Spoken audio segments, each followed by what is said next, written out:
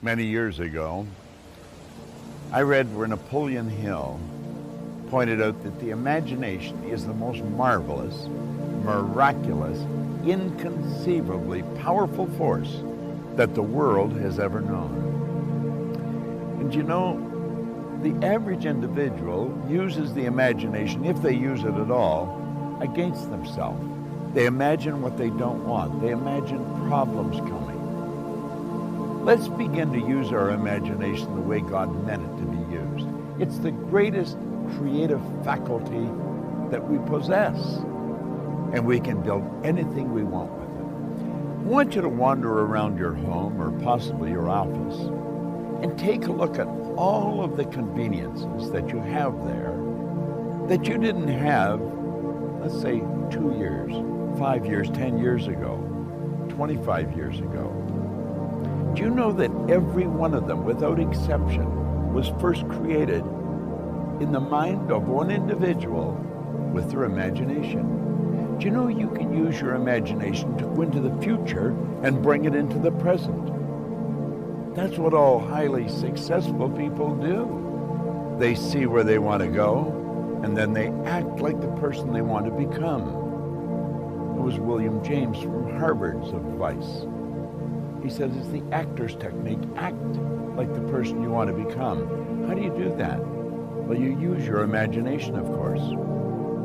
You see, it's a strange phenomena, but the greatest gift we've got is used very well up till the ages of 4 or possibly 5. The little child, we always wonder what's going on in their mind. They're using their imagination. They're building wonderful pictures in their mind.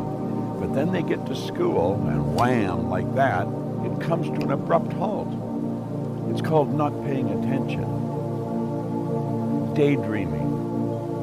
Well, what they were really doing was exercising a phenomenal mental faculty.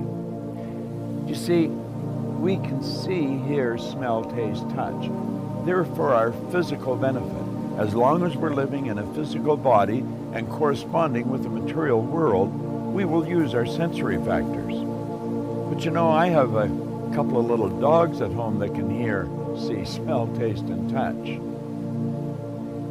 We've got higher faculties. You have perception, the will, memory, intuition, reason, and imagination. These marvelous tools. We can take our imagination and build an image in our mind of how we want to live. Block out what's going now. Don't let your present results have anything to do with this.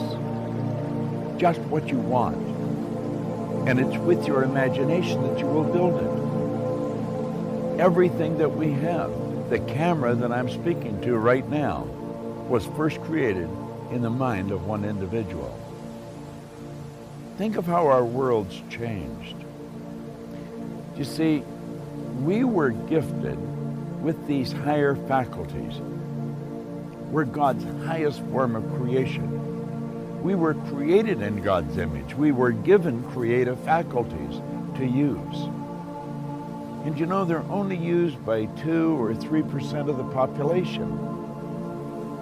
It's almost inconceivable that people would wander around with so much power and potential and squander it. See, the average person literally tiptoes through life, hoping they make it safely to death. It's such a shame, and it doesn't have to be that way. Think we have giant corporations and little wee creative departments. And the primary reason for that is the average individual really does not believe that they're creative. Now think. Everyone's creative, and no one is more creative than another. It's just that some have chosen to use their creative faculties to a greater degree than others. Imagination, your imagination. What do you want? How do you really want to live? Build the picture in your mind. There's a power that is flowing to and through you. A creative, unadulterated power.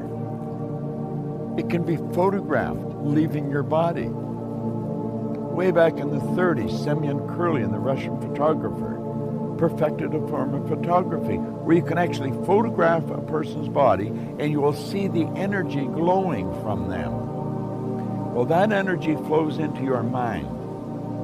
And it's the images you build in your mind that's going to dictate the vibration that this instrument you're living in is in.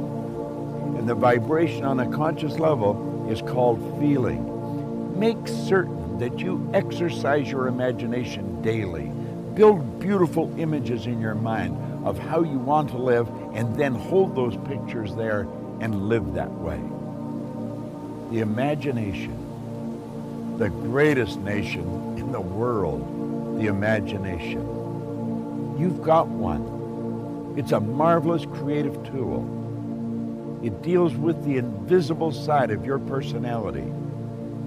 You see, no one will ever really see you. They'll only see your body, and they'll see you the great work that you do. Make certain that your work is great work. And if you keep your imagination alive, keep it active, you're going to have a phenomenal life. But you know, life can get better every day, and it will get better every day through the proper use of your imagination. What a wonderful idea. This is Bob Proctor.